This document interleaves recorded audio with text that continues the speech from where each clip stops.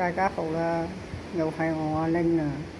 咁啊，阿幫執屋喎，唔執屋啦嚇。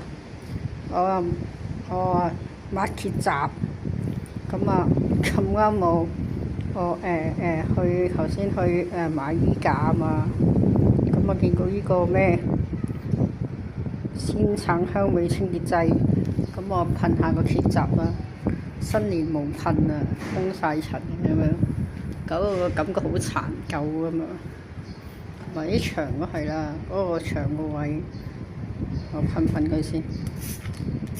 佢話唔使沖洗嘅喎，咁啊跟佢啲塵溶咗，我陣間攞個唔要嗰啲毛巾啊嗰啲咧，或者乾淨毛巾啊嗰啲咧，總之咩抹佢啦。佢話唔使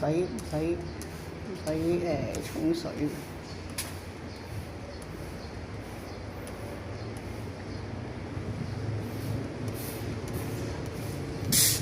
睇住先，唔好肥咗佢。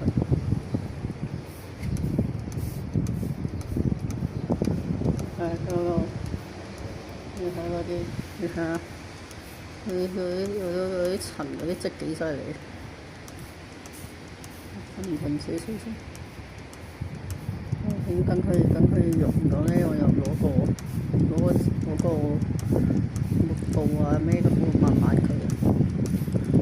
跟住一次過洗塵而家得閒啊嘛，搞佢咯。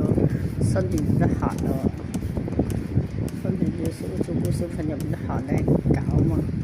咁而家頭先見到有得食完早餐，見得閒咪買衣架同佢個咪買埋啦。佢話唔使沖水啊。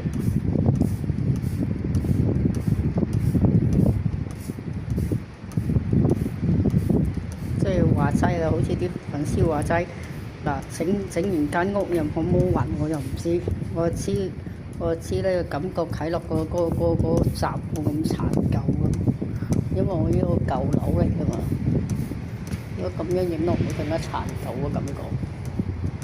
咁你大佬你咁嘅咁殘舊感覺啊，自己住落都唔舒服啦，大佬。似人哋嗰啲咩廢墟嗰啲嘢。熬一熬佢先，